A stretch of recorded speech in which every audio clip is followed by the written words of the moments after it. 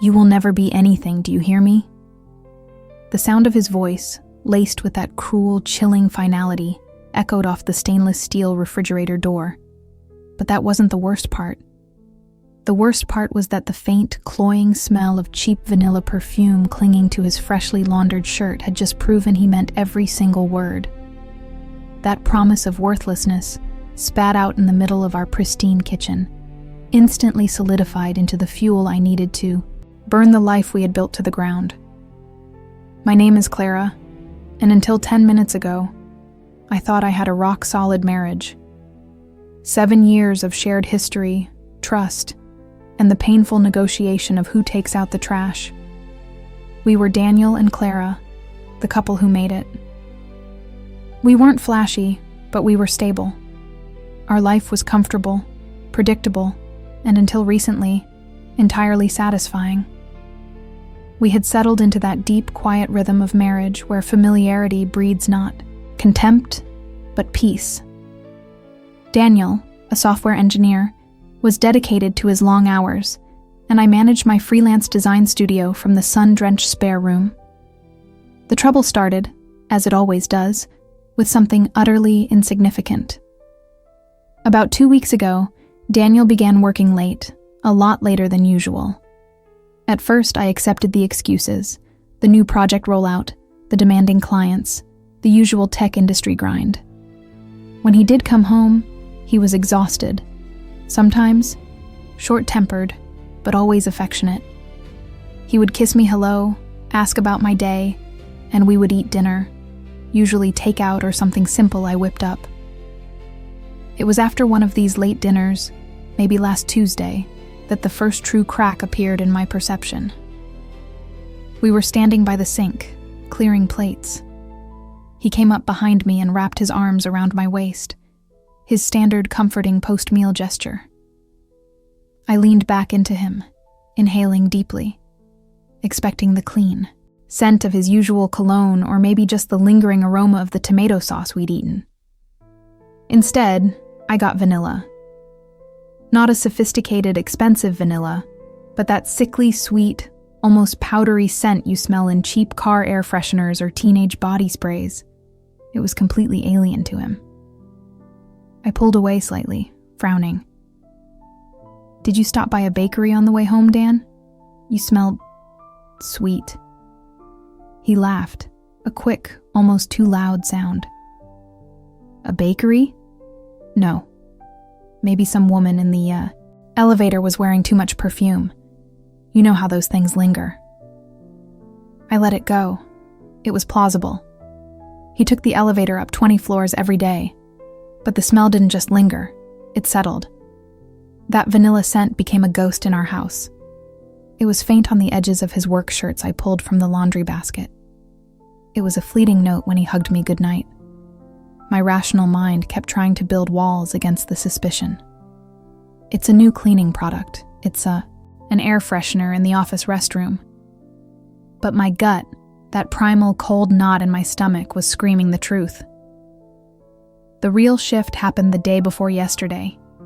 Daniel was particularly tense.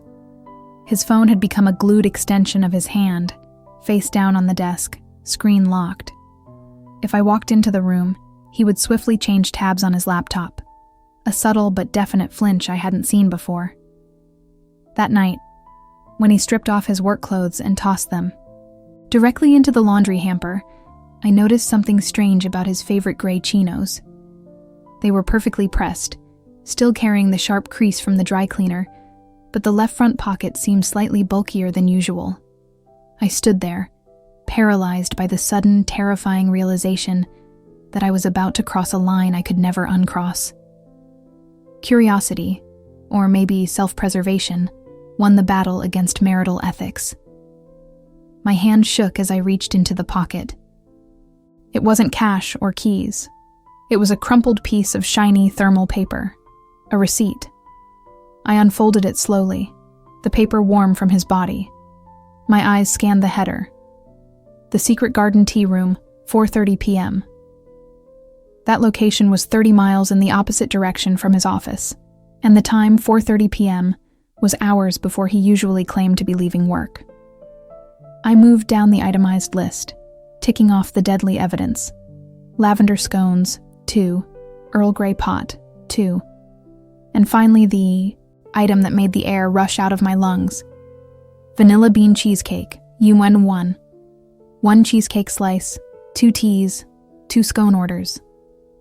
The total was insignificant, maybe $40, but the weight of that piece of paper was monumental. It wasn't a business meeting, it was a date. And the Secret Garden tea room was known for its distinct, overpowering atmosphere. An atmosphere saturated with delicate floral scents, and yes, heavy vanilla. My investigation was over. The smell was explained. The late nights were explained. The panic in his eyes was explained. I stood in the kitchen, clutching the receipt, waiting. When Daniel walked in, freshly showered and smiling, he looked completely innocent. He asked if I needed help slicing the vegetables. I didn't say anything. I just extended my hand, palm up, the receipt crinkled across the lines of my life. He saw the paper, and the blood drained instantly from his face, leaving him looking sickly yellow under the kitchen lights. He didn't even try to deny it. His eyes darted everywhere but mine. "Clara, look. I can explain." "You don't need to," I whispered, the rage burning a clean path through the tears that threatened to fall. "I know exactly what this is, and I know who I am." That's when he snapped. The perfect husband facade crumbled, and the true, ugly arrogance shone through. He stepped forward, trying to snatch the receipt, but I pulled back. "You think this little piece of paper changes anything?" He sneered, his voice dropping low and cruel. He was trying to regain control by diminishing me, diminishing my discovery. That's when he delivered the final, crushing blow, the words that echoed off the stainless steel. "You will never be anything, do you hear me? You're dependent on me. You're too soft to leave." He thought his cruelty would break me. He thought calling me worthless would make me scared enough to sweep the vanilla-scented lie under the rug. But he was wrong. That promise, that venomous wish, became the hard, sharp fuel I needed. I calmly walked to the hall closet, pulled out my largest carry-on bag, and placed it on the floor. I looked at the man who had just told me I was nothing, the man whose shirt still carried the faint, cheap scent of his secret. "Watch me," I said, my voice steady. "I might not be anything to you, Daniel, but I am everything to myself. And I won't be a lie." I started packing, immediately, methodically. The shock of the receipt had passed, replaced by a cold, surgical clarity. He stood there, sputtering excuses and threats, but they were background noise. I packed the essentials, my passport, my laptop, and enough clothes for a week. I left the receipt on the kitchen counter, next to the empty space where his wedding band used to sit when he showered. I didn't take the ring. That was his problem now. I walked out the front door, not looking back at Tio, the house we had built, or the man who had tried to bury me in it. I drove to a friend's house, feeling lighter than I had in years. The smell of vanilla slowly fading from my memory, replaced by the acrid, empowering smell of freedom. I learned that day that a marriage can hide a million lies, but sometimes the universe sends the truth in the most ridiculous, disposable package. A crumpled piece of paper smelling faintly of cheap vanilla, proving that you are worth so much, more than the person trying to convince you otherwise. If you've ever had to learn the hard way that sometimes the smallest, most ridiculous detail is the loudest and most critical truth you need to hear, hit the like button and share your story below. Let me know if you trusted your gut, or if it took a receipt to finally open your eyes. That receipt, that ridiculous vanilla-scented lie, hadn't just materialized out of thin air. It was the final, undeniable hammer blow. But the foundation of my life with Mark had been cracking for months, maybe even longer. The first sign wasn't a lipstick stain or a late-night phone call. It was the silence, the slow, creeping coldness that settled into our apartment like a permanent winter fog. Mark, the man who used to send me 4 texts just telling me he missed my coffee breath, started treating our evenings like administrative tasks. We'd watch TV, but his eyes were always glued to the screen of his phone, not the episode. It was a physical barrier, an invisible wall he had erected between us. Always there, always glowing faintly in the darkness. If I moved closer on the sofa, trying to rest my head on his shoulder like I used to, he'd subtly shift his weight away, claiming my hair tickled his neck, or that he couldn't see the subtitles. I remember asking him once, my voice thin with suppressed anxiety, "What are you looking at?" And he snapped back, "Work, Sarah. Just leave. It." The sharpness in his tone was new, coated in annoyance where there used to be playful warmth. I told myself he was stressed about the promotion. I told myself I was being needy, paranoid, and insecure. This is the hardest part of betrayal, isn't it? When the person you trust most makes you feel like you are the problem, forcing you to question your own sanity, convincing yourself that the evidence right in front of you, the vacant stare, the subtle flinches, is just a figment of your overactive imagination. I spent weeks apologizing for asking too many questions, apologizing for loving him too loudly. But the doubt became a living thing inside me, a tiny parasite feeding on my peace. It peaked the night he forgot his gym bag. Mark was meticulous about his routine. He lived by the calendar and the clock. Missing a gym session was unheard of. Forgetting the bag entirely was impossible. I went to put it away, intending to be the supportive partner, when I noticed the zipper on the side pocket wasn't closed properly. Inside, nestled among the damp sweatbands and a half-eaten protein bar, was a keyring I'd absolutely never seen before. It was cheap, plastic, shaped like a tiny tacky blue martini glass. I froze, the tacky plastic cold against my palm, the ridiculous object suddenly holding the weight of my entire future. He doesn't drink martinis. He hated anything that wasn't a specific brand of craft beer or straight whiskey. This wasn't his. My stomach plummeted, a sickening free fall of realization. I put the keyring back, carefully zipping the pocket shut, and spent the next 3 days observing him with terrifying, surgical precision. The subtle shifts began to look like calculated movements. I noted the times he left for supposed meetings, the sudden, inexplicable need for late-night grocery runs that somehow took 2 hours, and the way he always kept his phone, face down on the nightstand, volume off, even when he claimed he was waiting for an urgent call from the West Coast office. I stopped being his partner. I was a detective building a case against the man I loved. Every "I love you" he uttered felt like testimony delivered under duress. The silence between us wasn't comfortable anymore. It was weaponized, filled with all the questions I was too terrified to ask. I started checking the odometer on his car when he was showering, comparing the miles driven to the actual distance to his office. The numbers weren't adding up. There were too many extra miles, too many hours unaccounted for. But miles are just miles. They don't prove anything concrete. I needed a name, a location, something physical to hold up against the mountain of emotional denial I was clinging to. The breaking point arrived on a Tuesday. He claimed he was working late on a bid that needed submission by midnight, but his voice was too light, too airy, and the lie shimmered visibly around him. I called his office line at 7:15 p.m. It went straight to voicemail. I waited 20 agonizing minutes, then I slipped on my jacket, drove out of our quiet suburban street, and straight toward his office building downtown. At 7:30 p.m., the parking garage was nearly empty. His car wasn't there. I drove home, shaking so hard I had to grip the steering wheel with both hands, the realization hitting me like a physical blow. He wasn't stressed, he wasn't overworked, he was lying. I had to know where that ridiculous little martini glass keyring came from, and why he smelled faintly of vanilla every time he stayed out late. I waited until 2 a.m. when he finally slipped into bed.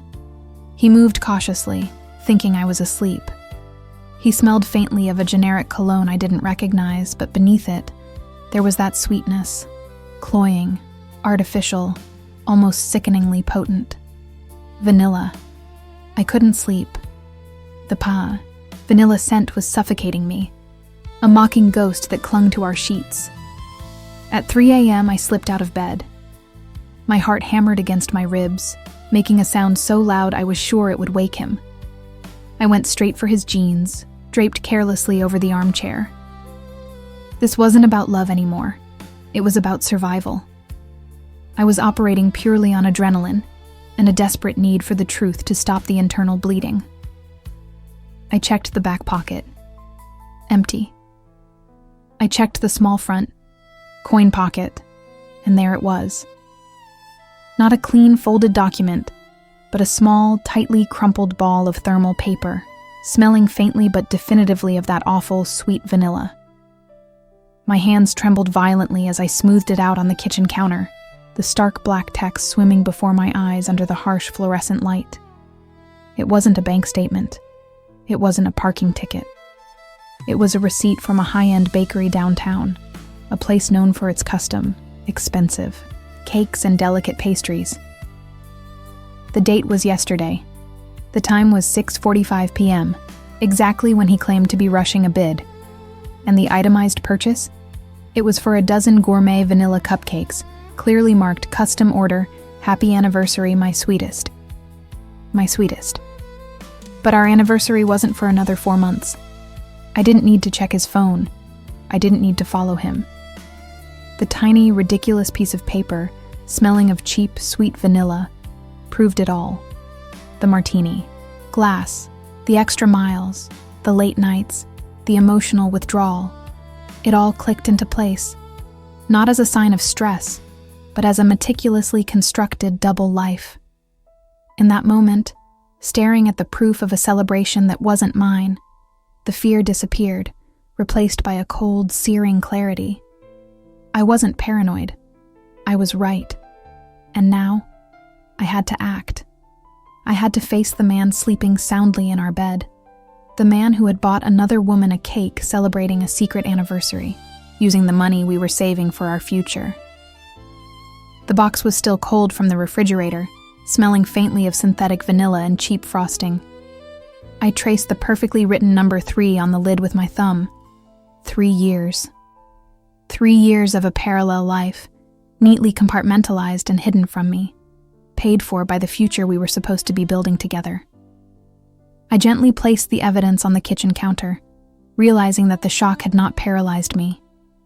It had sharpened me into something cold and efficient. The wife was gone. The investigator remained. I moved through the apartment like a ghost, every movement calculated to avoid the slightest creak of the floorboards or the rustle of fabric. He was still there, oblivious, breathing deeply in the warmth of our bed. That peace, that profound, undeserved slumber, fueled a terrifying resolve. I didn't want a confession. I wanted irrefutable proof, enough to burn his world down without needing a single word from his lying mouth. The first place I went was the Home Office. He had a habit of leaving his old tablet charging on the desk, claiming he only used it for reading articles. It was useless for his work, which required his secure laptop, but perfect for his secrets. I remembered setting up the password years ago, our old street address, a detail so mundane, so entwined with our history, that he had never bothered to change it. It unlocked instantly. The silence of the digital world was deafening. My fingers trembled slightly as I navigated the screen, not from fear, but from the realization that every click brought me closer to destruction. I bypassed the main folders and went straight to the archived messaging apps, the ones hidden deep within the system utilities. There it was, an application I barely recognized, disguised as a calculator icon. When I entered the specific 4-digit code, I'd seen him absent-mindedly type. Months ago, a code I had dismissed as a random fidget, the interface opened. The messages were a floodgate of sickening domesticity. They weren't just sordid exchanges. They were long, loving threads discussing mundane details, grocery lists, shared jokes, future travel plans. They talked about watching movies I thought we were going to watch together. They spoke about their place, a small apartment downtown that he had frequently claimed was his late-night workspace. The anniversary cake was for the day they moved in there, exactly 3 years ago. My breath hitched when I saw her profile picture. She was stunning, yes, but more importantly, she looked like the opposite of me. Blonde, vibrant, entirely unburdened. And then there were the photos. Pictures of holidays I thought he had taken alone for business trips. Pictures of them at that small coastal town we were saving up to visit, laughing under the sun. They had their own life, their own chronology, meticulously documented. The financial trail was even easier. I cross-referenced the dates in the chat logs with our joint bank statements on his banking app, still logged in. The large, unexplained cash withdrawal, the one he'd blamed on a sudden, urgent investment opportunity, was the exact amount needed for the first month's rent and deposit on that downtown apartment. The urgent investment was their sanctuary. The money we intended for a down payment on a house, our house, had secured their secret nest. The realization hit me with the physical force of a blow. I hadn't been married for 7 years.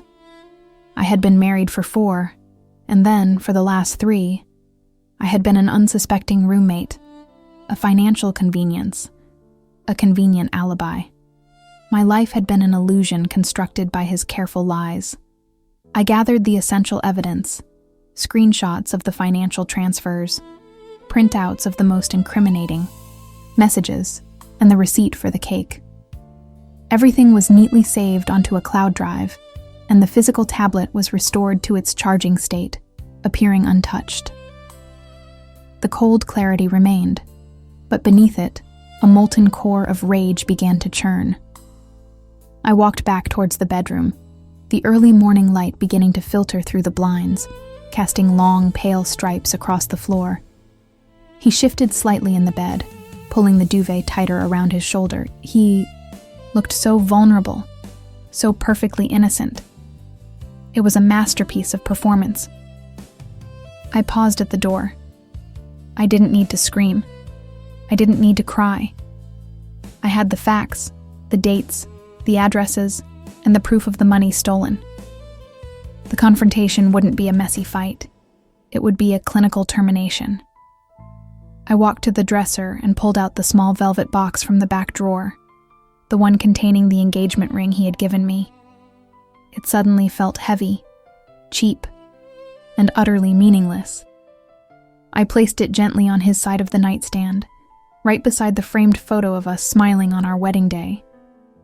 Then, I leaned over, my shadow falling over his peaceful face, and spoke the 3 words that would shatter his manufactured reality. Get up.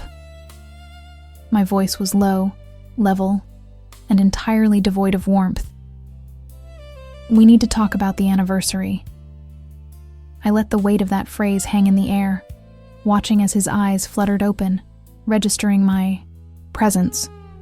And then, the instant, sickening realization of his exposure, the panic that flashed across his face before he could even form a single, lying word. This was not the end of the investigation. It was the start of the reckoning. I stood there, arms crossed, the cake box safely tucked away, waiting for the silence to break. I was no longer afraid of the truth. I was wielding it. You knew this was coming, didn't you? I didn't shout the words. I let them slide out, smooth and lethal, cutting through the thick silence of the poorly lit hotel room we both now occupied. The realization on his face, that horrifying, raw exposure I had just witnessed, was the final confirmation, the closing argument in a case I had been building against my own happiness for months. The cake box felt heavy in my hand, no longer a symbol of celebration, but a morbid, tasteless prop for the stage of our destruction. My name doesn't matter here. What matters is the man standing before me, whose eyes were now darting desperately, searching for an exit, a lie, any flimsy shield to hide behind. 5 years. 5 years I had invested in this life, in this future, in him. To anyone looking in, we were the definition of success: shared laughter, mutual ambition, Sunday mornings tangled in bed sheets. We were the couple who made others believe in forever. But that picture, that beautiful, curated lie, had begun to fray at the edges. Not dramatically, but in slow, agonizing threads that only I seemed to notice. The initial tremor of doubt started subtly, like a low-grade fever you try to shake off with willpower alone. It was the phone, of course. Always the phone. He used to leave it charging carelessly on the kitchen counter, notifications chiming freely. Then, slowly, the screen became a guarded territory. It transitioned from the counter to his pocket, then to being face down, then finally, to being guarded by a 6-digit code he never told me, claiming it was a new security protocol from work. Work. That word became the perfect, all-encompassing cloak for every inconsistency. At first, I told myself I was being paranoid. He was under stress. His job was demanding. He loved me. These were the mantras I repeated during the sleepless nights, staring at the ceiling, analyzing the timing of his texts and the sudden vagueness of his replies. We had always been fiercely communicative. Now conversations felt like interviews, carefully steered away from specifics. If I asked about his late meeting, the details were too sparse, too neat, lacking the messy human element of real exhaustion. The real investigation began after he missed our regular Friday night date for the 3rd time in a row. He claimed a client emergency in a distant city. But when he returned, his car mileage didn't match the distance he'd supposedly traveled. A difference of 80 miles. 80 miles of unexplained travel, large enough to be meaningful, small enough to be easily dismissed by a trusting partner. But trust was leaching out of me, replaced by a cold, meticulous calculus. I became a detective in my own home. I learned to read the topography of his clothing. The faint, unfamiliar scent of cheap perfume on a jacket collar I claimed needed dry cleaning. The subtle wrinkle in a shirt that suggested it had been worn for more than just an office meeting. The way his watch was worn on his wrist, tighter than usual, suggesting he had taken it off recently, maybe in a hurry. I felt sick constantly, not from suspicion, but from the certainty that my intuition was guiding me toward something devastating. Every piece of evidence I gathered was a shard of glass I pressed into my own skin, just to prove I wasn't imagining the pain. The hardest part was the digital silence. He was meticulous. No incriminating texts. No strange calls on the bill. It wasn't until I remembered a silly, shared habit we had from years ago, an old, rarely used shared photo album on a cloud service, that I found the crack in the wall. He had been deleting things from his main phone, but he'd forgotten about the automatic sync feature linked to that obscure album, primarily used for backing up old vacation photos. And there it was. Not a direct photo of betrayal, but a series of location-tagged selfies he had taken over the past 3 months. Selfies taken in the lobby of the same sleek downtown hotel, the very hotel where he claimed to be attending those out-of-town client meetings. The dates coincided perfectly with his most elaborate absences. He wasn't staying in the city for work. He was staying blocks from our home, crafting a narrative of distance while maintaining a secret proximity.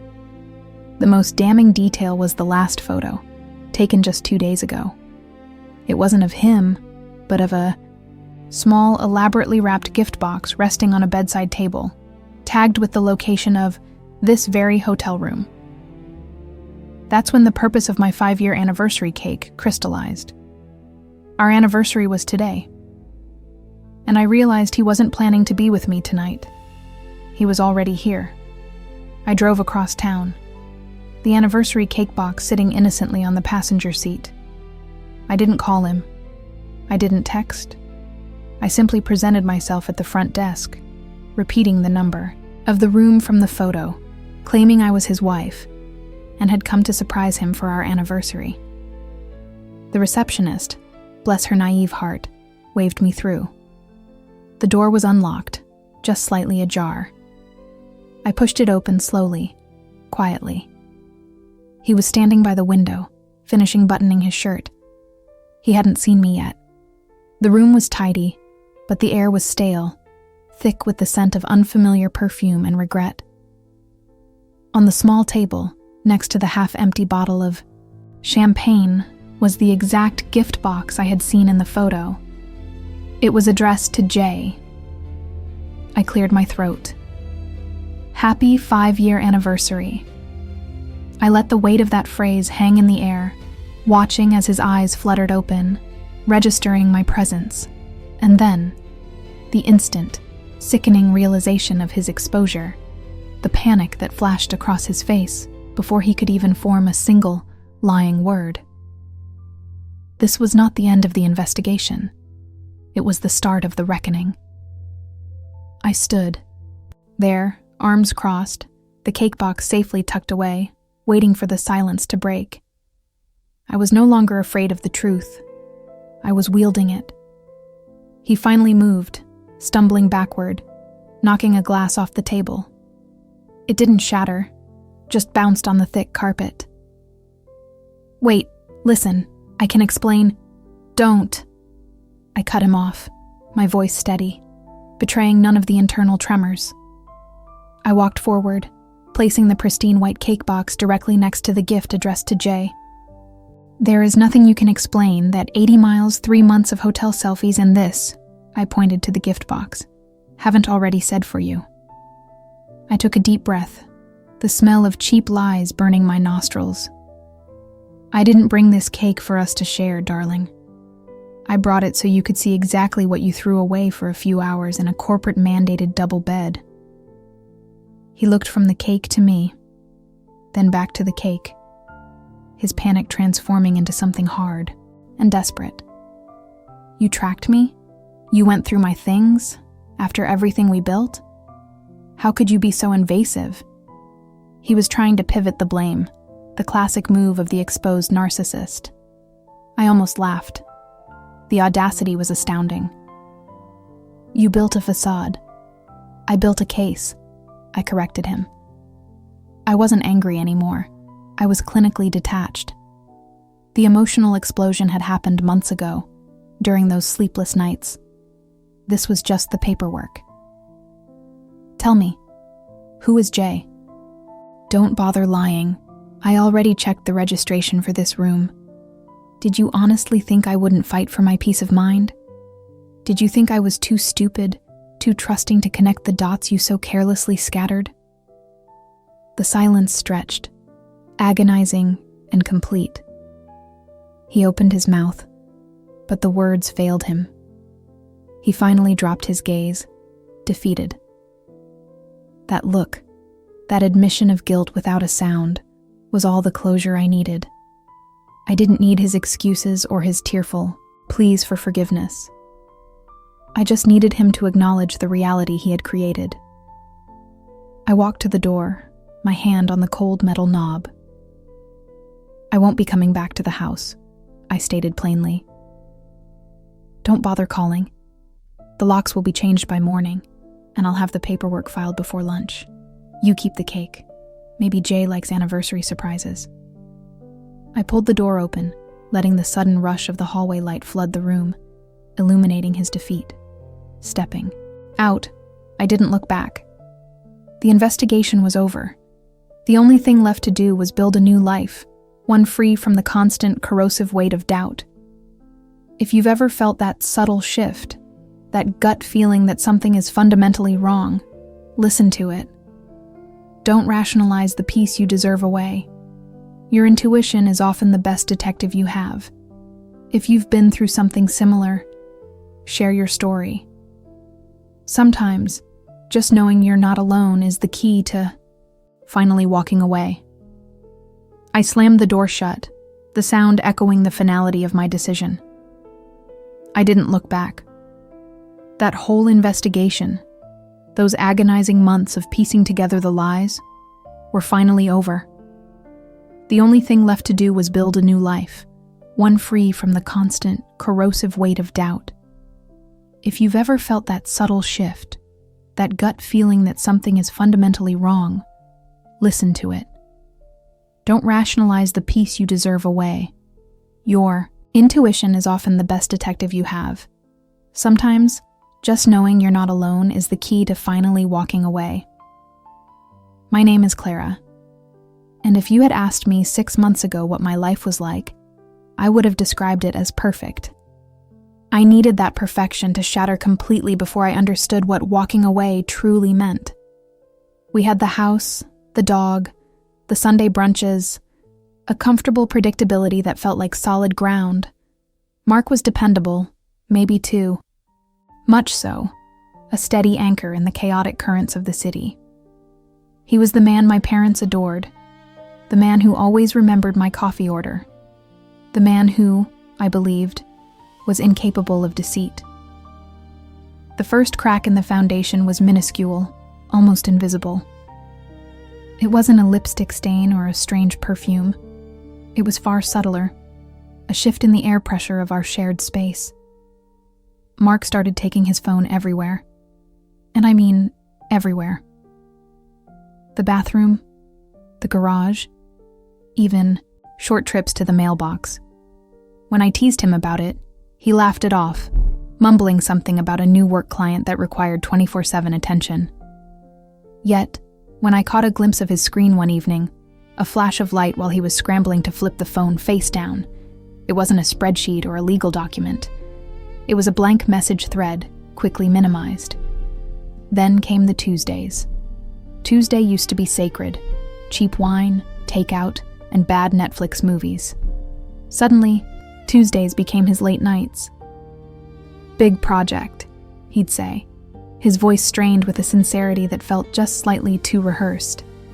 He'd arrive home smelling faintly of city grime and something else, a clean, sweet scent that wasn't our laundry detergent, and definitely wasn't the scent of his office. I tried to dismiss it. "He's stressed. He's working hard for us. I'm being paranoid." This was the corrosive weight of doubt beginning its slow work, making me feel guilty for simply observing reality. The doubt deepened, morphing from a passing suspicion into a heavy, cold certainty resting in my stomach. The investigation began not with a plan, but with an involuntary hyper-awareness. I found myself becoming a meticulous observer of misplaced objects and chronological errors. Why did his car odometer have 60 miles added on a day he claimed to work from home? Why was the gym bag, which he swore he used every morning, completely dry and lacking?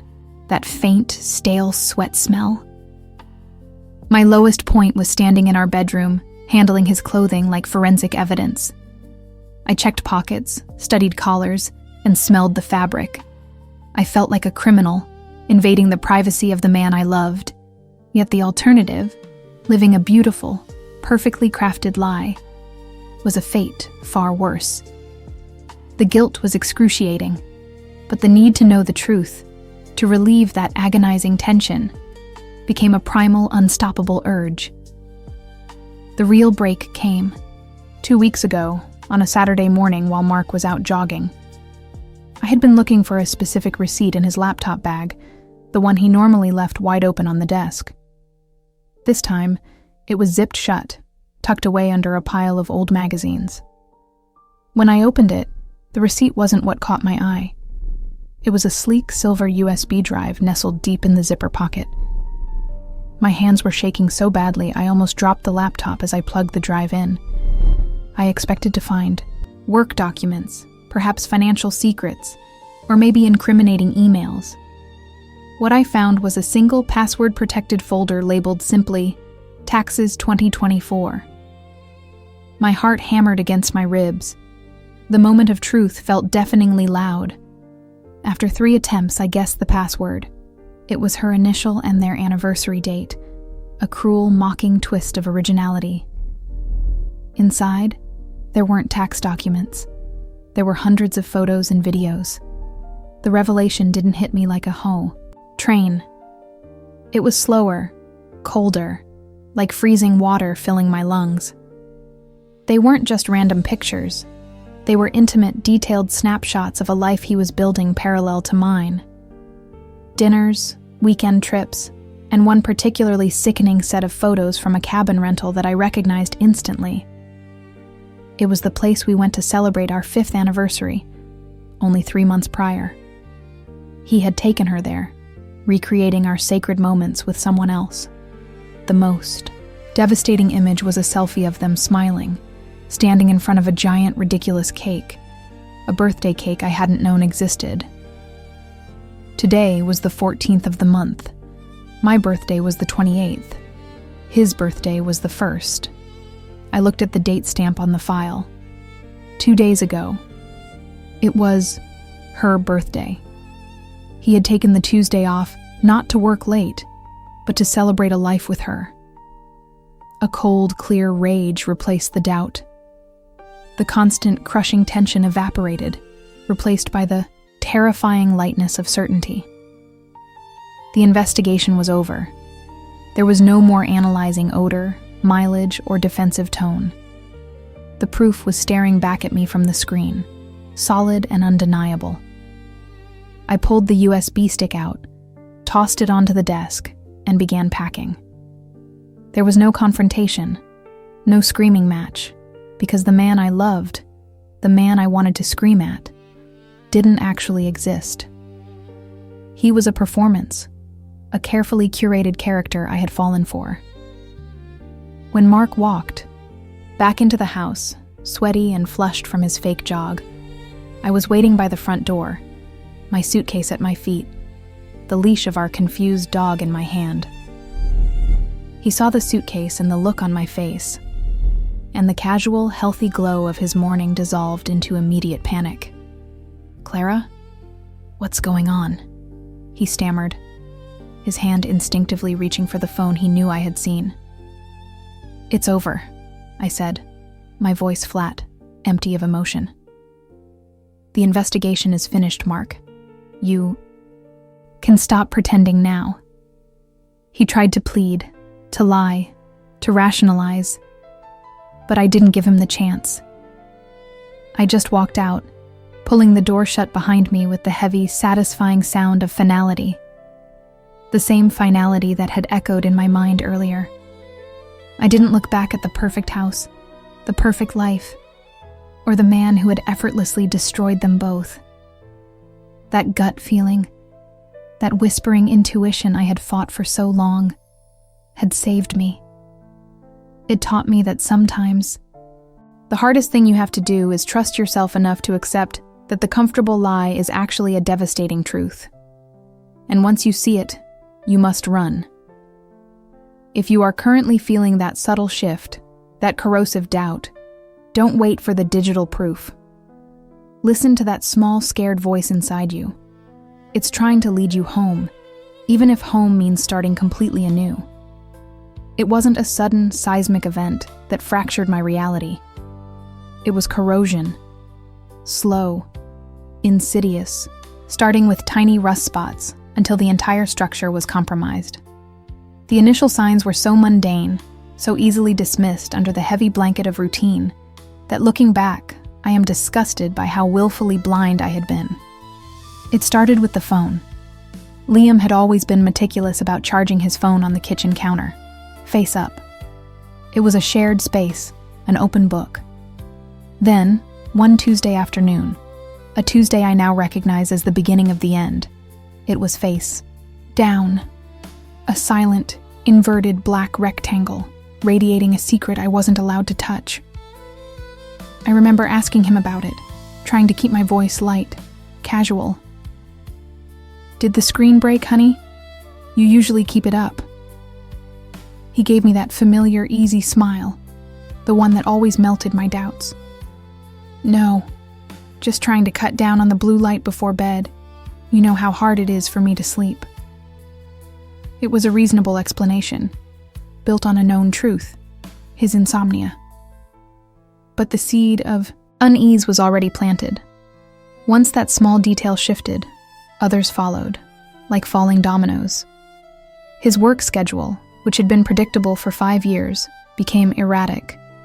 He suddenly had mandatory late-night meetings, sometimes 3 times a week, always Tuesdays and Thursdays. He came home exhausted, but not smelling of the stale coffee and printer ink that defined his downtown office. Instead, there was a faint, expensive scent. A sandalwood and bergamot cologne he never wore, the kind you catch in the elevator of a luxury building. When I pressed him on the scent, he'd laugh it off, blaming a colleague or an overzealous cleaner at the client's skyscraper. The internal conflict became unbearable. I felt like a detective in my own life, constantly searching for meaning in the meaningless. Was I projecting past trauma? Was I inherently insecure? I'd spend hours staring at my reflection, debating whether I was the paranoid villain in this narrative or the victim of a deeply unsettling deceit. I desperately wanted to believe his version of events, the comfortable lie that kept our shared world intact. But the cold knot in my stomach tightened daily, whispering the same devastating truth. You're not crazy, you're being lied to. The investigation started small, passive, almost accidental. I began monitoring the car mileage. He claimed the daily commute was 30 miles round trip. I started taking mental notes of, the odometer readings before he left and when he returned. The numbers never quite added up. Sometimes there were 5, 8, or even 12 extra miles, unaccounted for loops that his traffic detour excuse simply could not cover. Where was he going? Who was he meeting? The answers terrified me. So I stopped asking them aloud, focusing instead on gathering irrefutable digital proof. The opportunity came late one Friday night.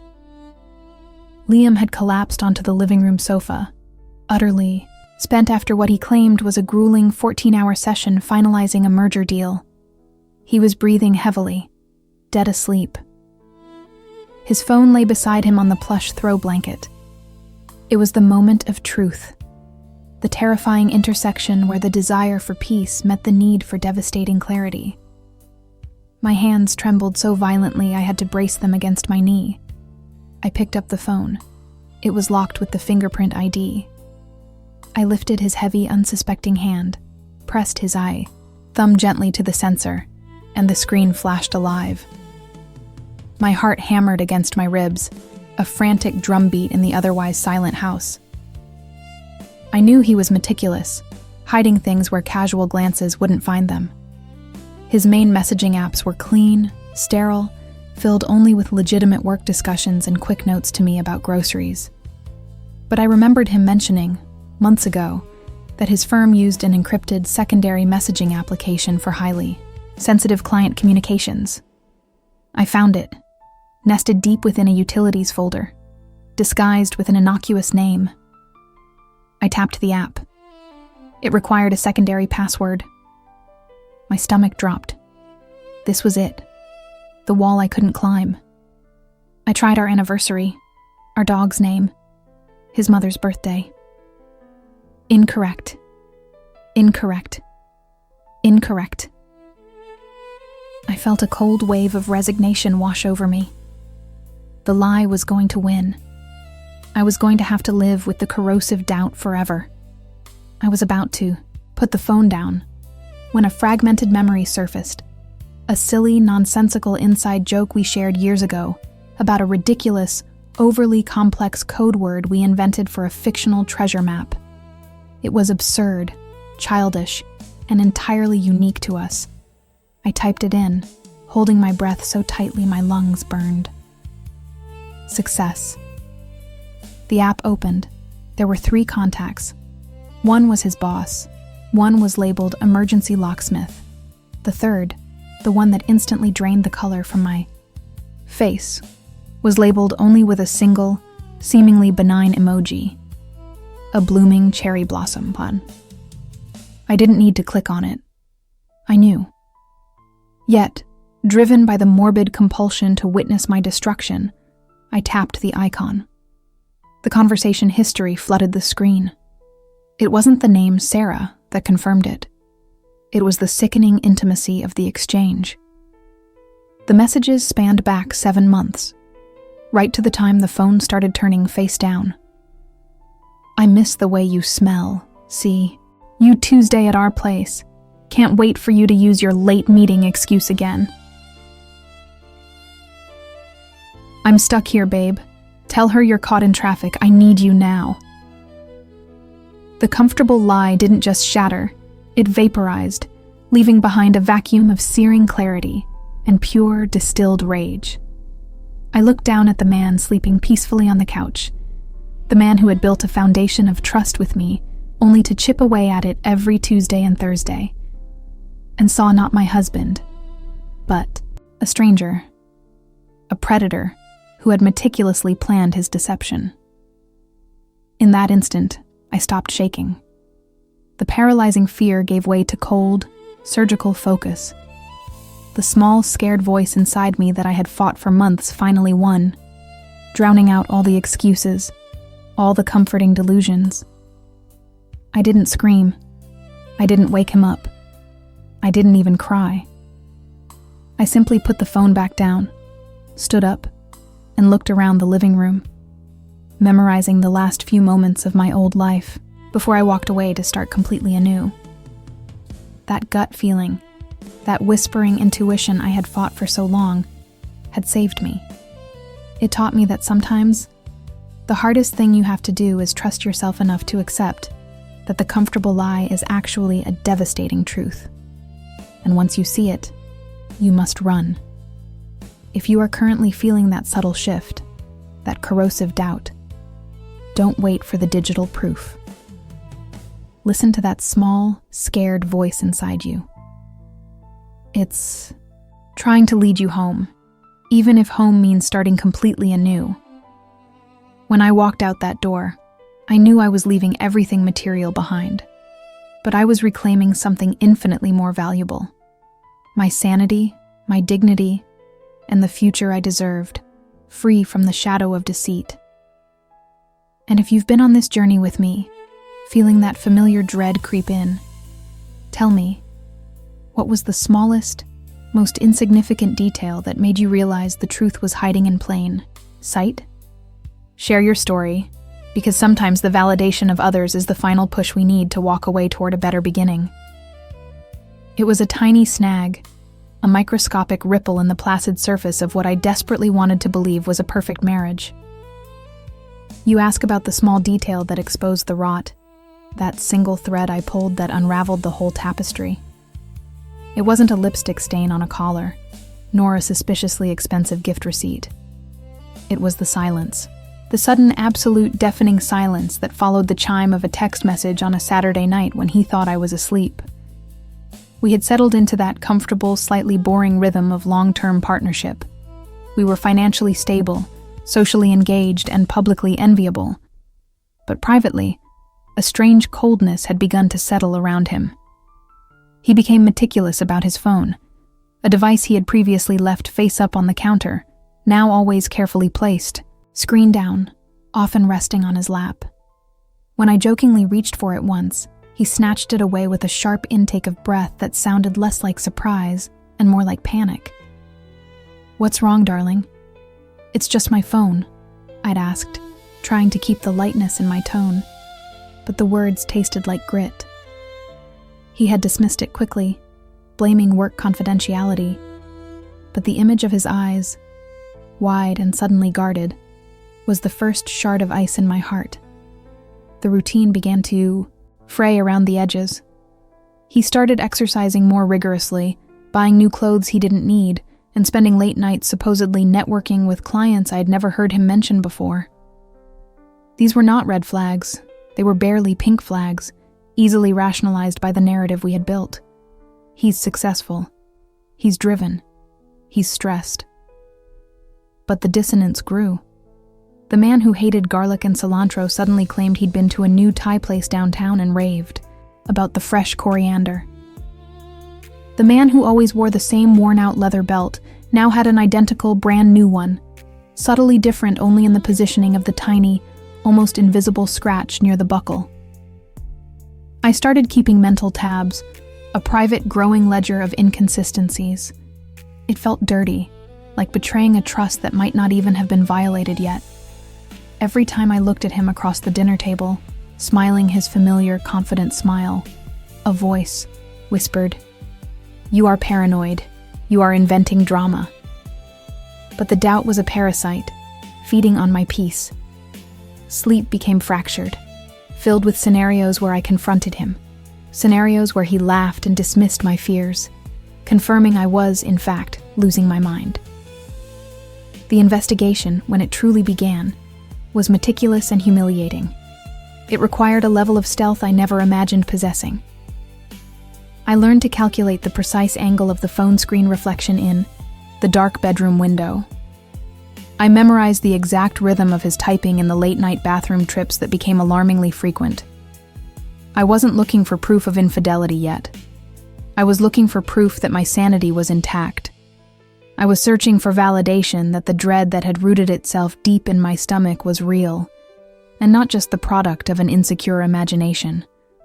One Tuesday morning, he left for an early flight. He always kissed me goodbye, a quick brush of lips. This time, he lingered just a second too long, a possessive, almost guilty embrace that felt staged. As soon as the front door clicked shut, the clock started ticking. I flew to his desk, searching the pockets of his discarded jacket. Nothing. Then, I remembered the spare key fob for the second car, the one he rarely drove. Hidden in the small zippered compartment was not the key, but a crumpled, almost illegible receipt from a florist 40 miles away. It listed a bouquet of 50 white roses, delivered 3 days prior, far from our neighborhood. This was no longer a tiny snag. This was a gaping hole. I had never received white roses from him. Ever. I preferred lilies, and he knew it. This receipt was proof of an expense, a secret, and a recipient who was definitely not me. But a single receipt isn't the end of the story. I needed the context. I needed the name. I needed the why. The next step required digital courage. I knew his banking, passwords, not because I snooped, but because we had set them up together years ago. Sitting at the dining table, fingers shaking so violently I had to brace them against the mouse, I logged into our joint account. I didn't find extravagant charges.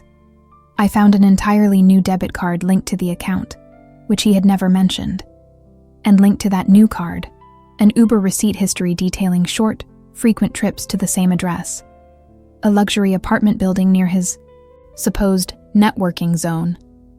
I cross-referenced the dates of the Uber trips with the days he claimed to be working late or traveling for business. The timelines matched perfectly. My heart wasn't pounding. It felt cold, heavy, sunk to the bottom of my chest cavity. There was no more space for doubt, only the cold, hard geometry of facts. He hadn't just cheated. He had constructed a parallel life, financed by our shared future. The ultimate revelation came that Thursday. He was due back from his trip. Instead of waiting at home, I decided to drive to the address from the Uber receipts. I sat across the street, huddled in my car, feeling like a caricature of a wronged woman, but determined to witness the final, agonizing truth. It was raining, of course, the kind of heavy, dramatic downpour that only happens when you need a clear view. I saw the familiar black sedan pull up to the valet, and my breath hitched. He stepped out, smiling, looking relaxed, and deeply happy in a way he hadn't looked at me in months. Then, the passenger door opened. She was stunning, young, vibrant, laughing as she linked her arm through his. She wasn't just walking with him, she was wearing my cashmere scarf, the deep indigo one he had bought me for my birthday last year, the one I thought I'd lost. And then, the sound that shattered the remaining fragments of my composure. Her voice. Light, musical, calling him by the intimate nickname I had, reserved only for him. "You're home, darling," she said, pulling him close, right there under the flickering street lamp, completely oblivious to the woman sitting in the shadows, whose world had just collapsed into a pile of white roses and borrowed scarves. That was the moment I stopped investigating and started acting. The pain was immediate, sharp, and purifying. I didn't need to confront them then and there. The confrontation was internal. The realization that I had spent months agonizing over my own sanity, only to find the proof was irrefutable, freed me. I drove straight home, not to pack a suitcase, but to erase him entirely. The subsequent weeks were a blur of legal papers, changing locks, and silent goodbyes to a life that had been fundamentally based on a lie. I walked away from the house, the shared accounts, the material comfort, and as I drove off into that new, terrifying, and utterly solitary dawn, I knew the deepest betrayal wasn't his infidelity. It was the calculated effort he put into making me doubt my own intuition. But I listened to the silence, followed the small scratch on the belt, and refused to let the darkness swallow my inner voice. If you are currently wrestling with that creeping doubt, that single nagging inconsistency that won't let you sleep, don't ignore it. That small detail is often the compass pointing you toward the truth you desperately need to face. Trust that gut feeling, because sometimes being right about a painful reality is the only way to save yourself. Have you ever felt that tiny detail pushing you toward the brink? Tell me how you gathered the courage to pull the thread. Your strength could be the light someone else needs to start their own journey toward freedom. I couldn't sleep.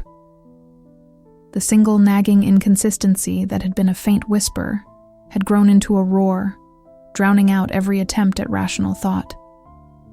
It was no longer just the misplaced key or the faint scent of a perfume I didn't wear.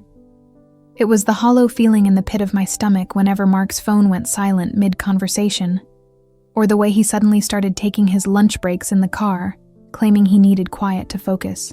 I hated the person I had become, a detective in my own life, meticulously logging his departure times, cross-referencing his mileage, and analyzing the inflection in his voice when he lied about being stuck in traffic.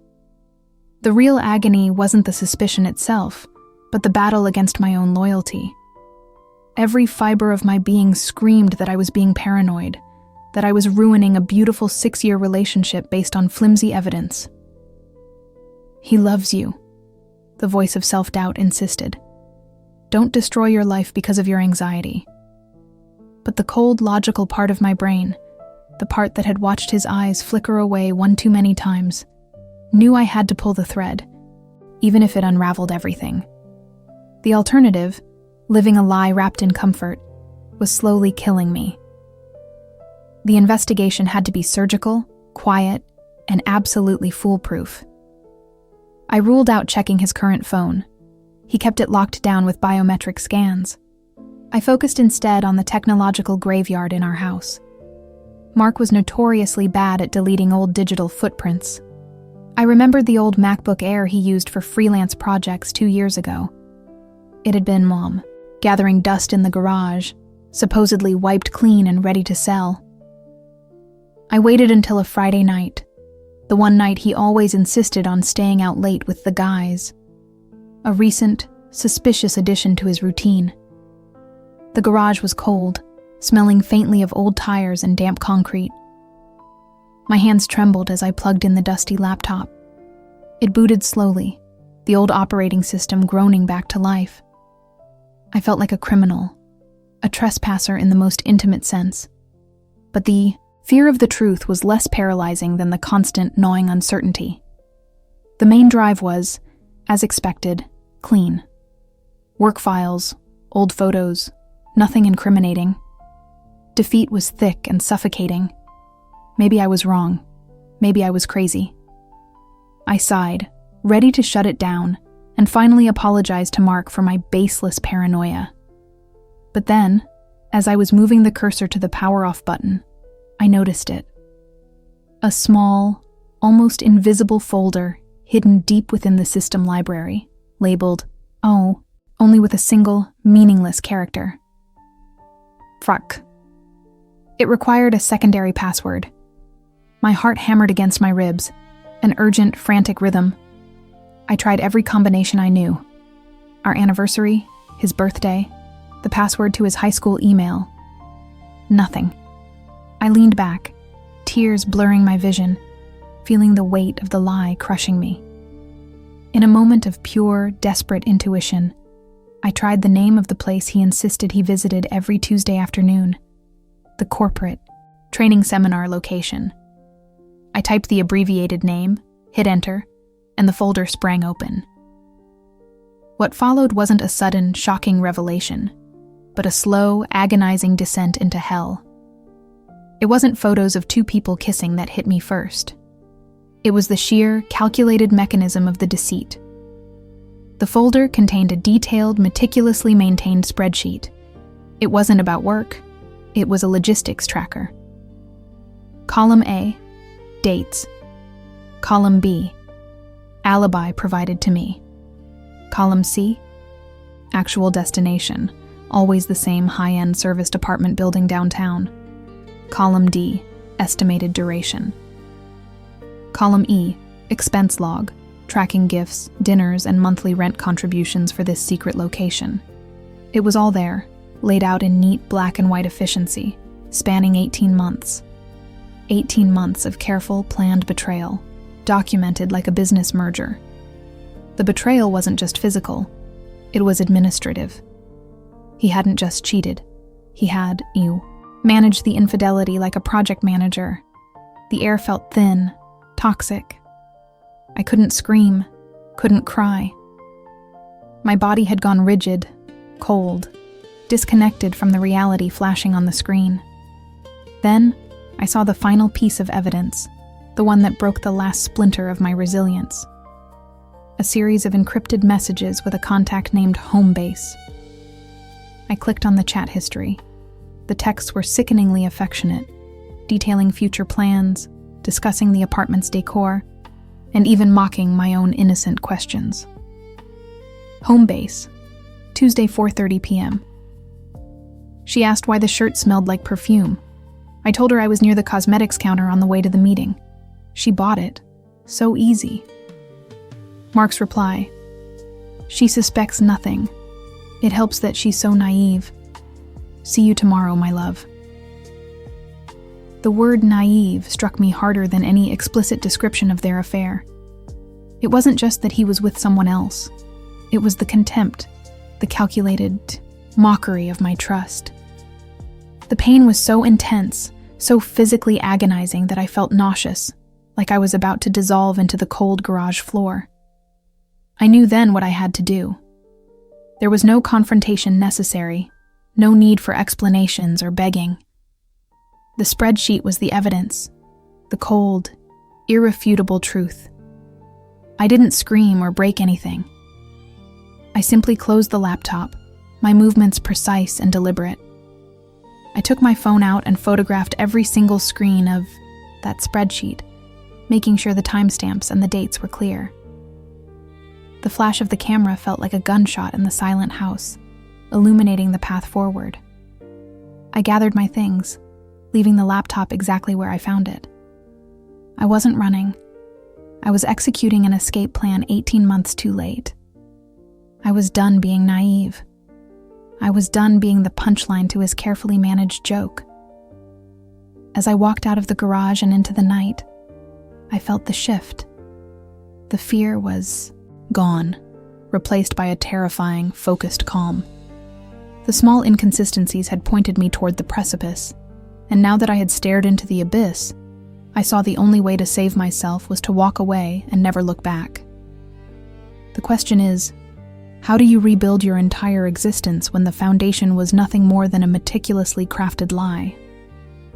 It takes courage, the kind that only kicks in when you realize you have absolutely nothing left to lose. If you've ever found yourself holding that tiny piece of evidence, that single, undeniable truth, don't hesitate. Pull the thread. Your freedom starts the moment you stop doubting what your gut is screaming at you. Let me know what your breaking point was, and how that one small detail finally pushed you toward your liberation. The first thing I noticed was the faint scent of sandalwood and something sharper, metallic, clinging to the lapel of his favorite jacket.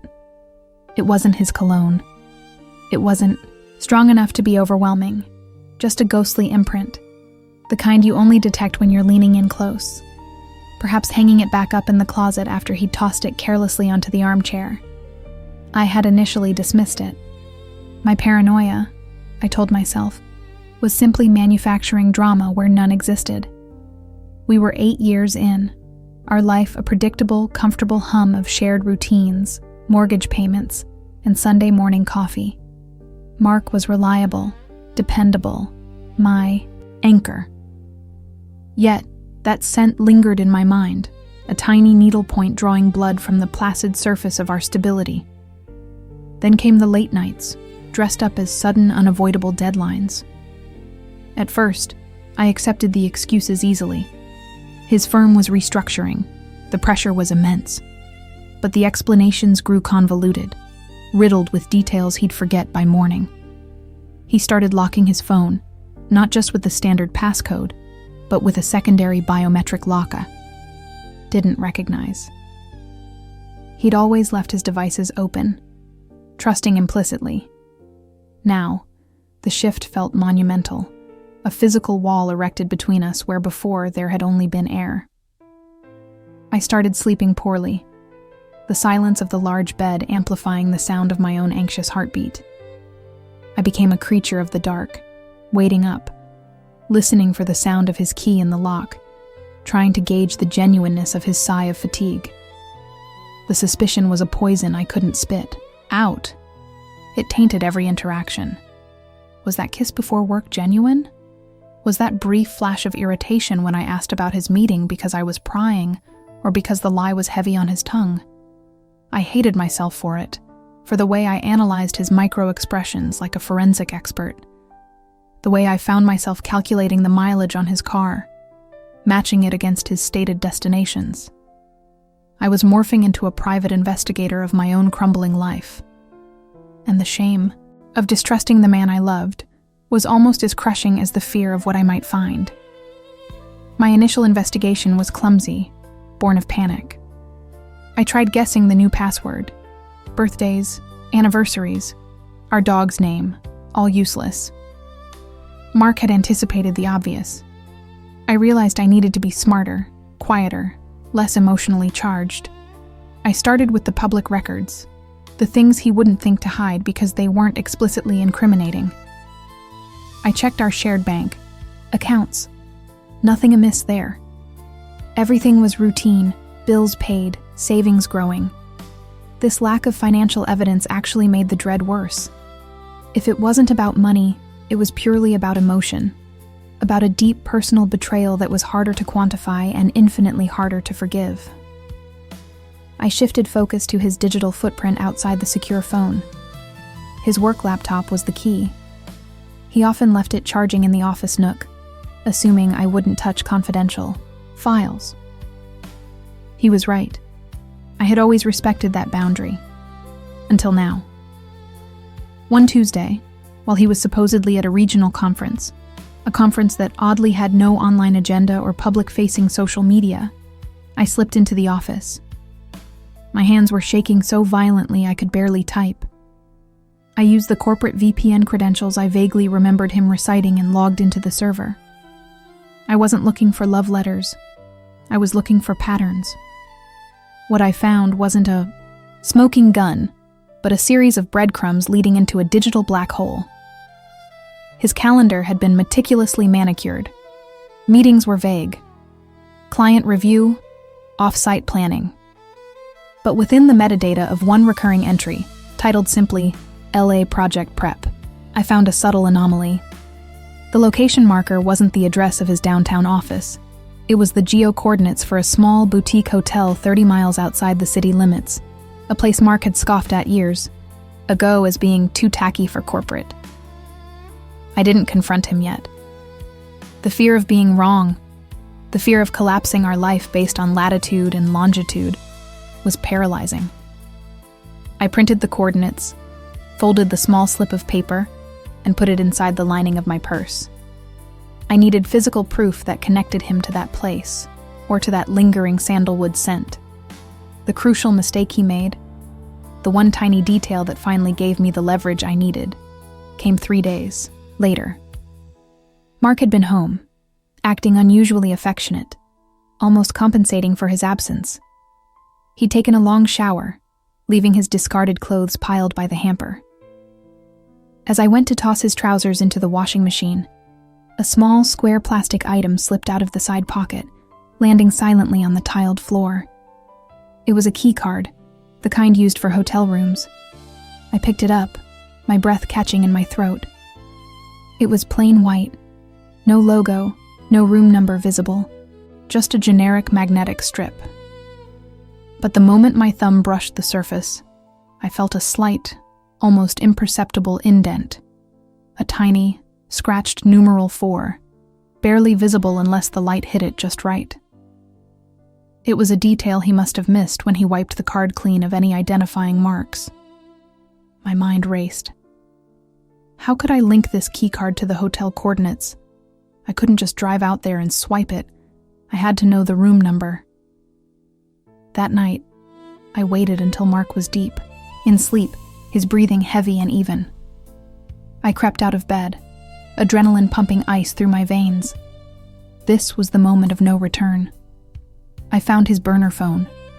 Yes, he had a burner phone, hidden deep inside a sock in the back of his gym bag, and held it, the cheap plastic cold, against my palm. I knew he kept the password simple for quick access.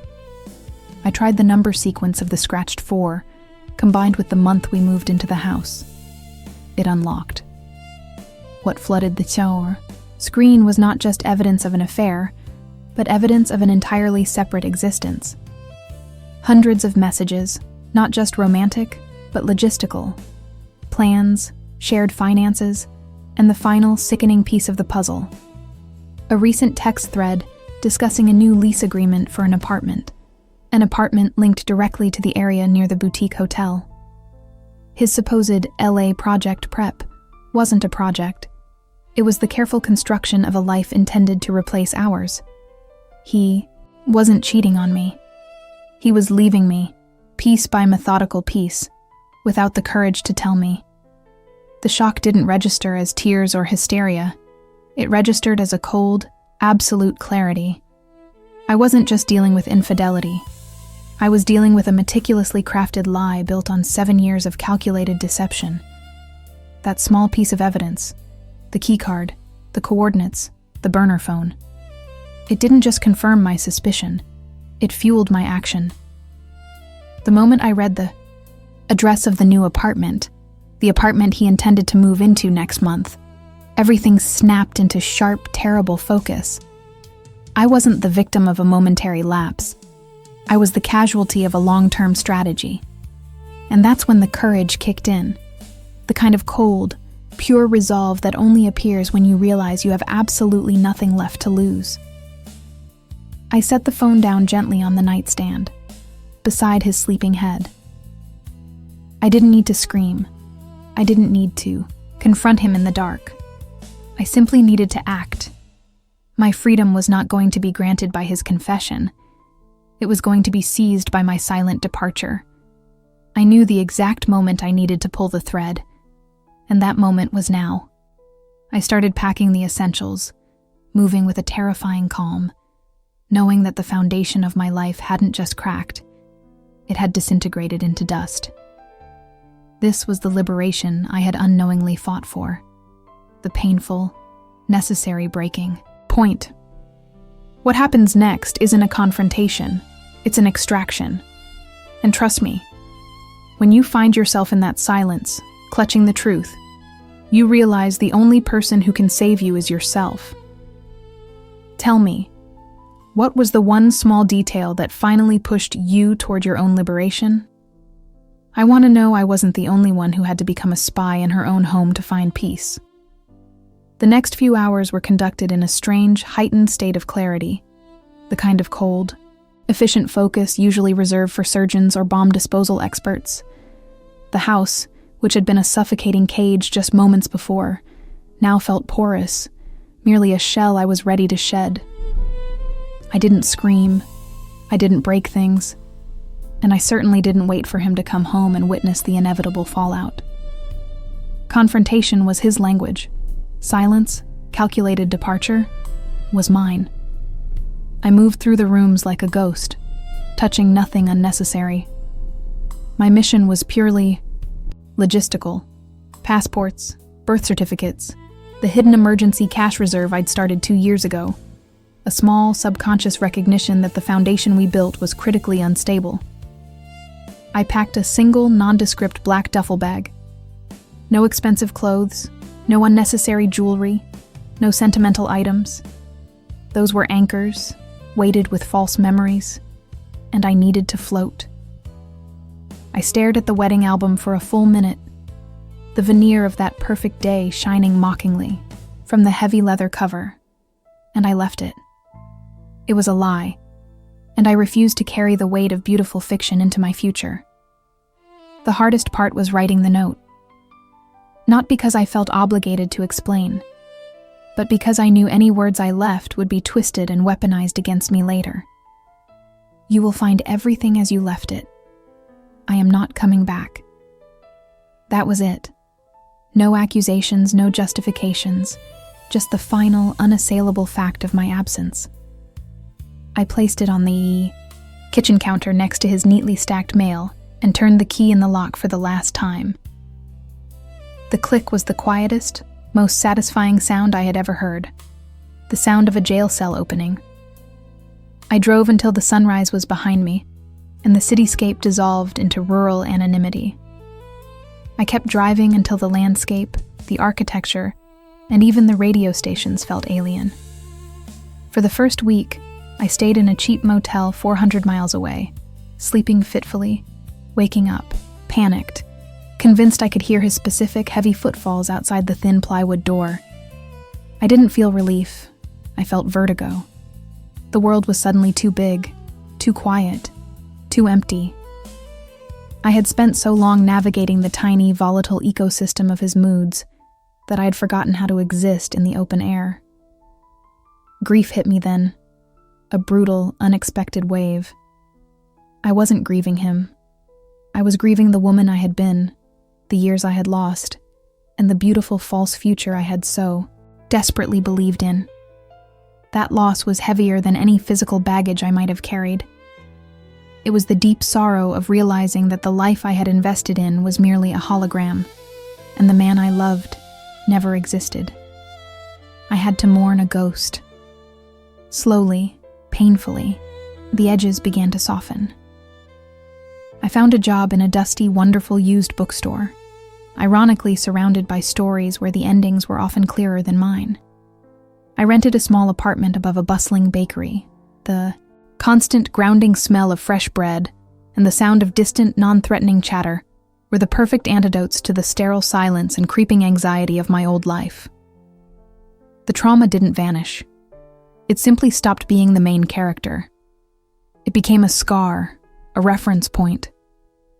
One afternoon, 3 months into my exile, sorting through boxes of old records at the bookstore, I finally understood what true liberation felt like. It wasn't the absence of conflict.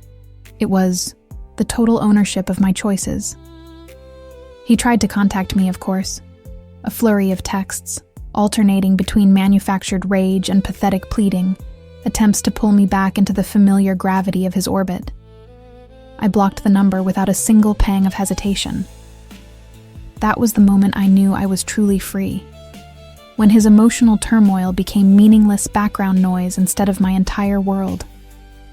I realized that the meticulous planning, the sleepless nights spent, acting as a spy in my own home, were not the shameful acts of a paranoid woman, but the necessary, crucial self-defense mechanisms of a survivor. We are often taught to look for grand gestures of betrayal, the obvious affair, the public fight, the massive scandal. But sometimes the greatest betrayals are the microscopic ones, the constant undermining, the subtle erosion of your reality. The small detail of a recurring charge on a phone bill that reveals the entire architecture of deception. That small truth, that grain of sand, is enough to bring the fortress down. I had to break my own heart to save my life. And looking back now, breathing deeply in this small, sunlit space that is entirely mine, I wouldn't change a single agonizing step of the process. Freedom is not given. It is earned through radical self-truth, a painful excavation of the life you thought you had. Perhaps you, too, are sitting in that silence right now, clutching that one damning piece of evidence, that small detail that won't let you sleep. Maybe you're mapping out your escape route, piece by piece, hoping no one notices the growing space between your soul and your forced smile. Don't dismiss that feeling. Don't rationalize the irrational. That fear is your inner voice, finally screaming, "Run." If you've walked this path, if you've had to make that terrible, necessary choice to dismantle your known world for the sake of your peace, tell me. Share the small, insignificant-looking detail that tipped the scales for you. Knowing we are not alone in this fight is often the greatest shield we have. Let's trade war stories, not to wallow, but to light the way for those still trapped in the dark. Your whisper of truth might be the loudest, most life-saving thing someone else hears today.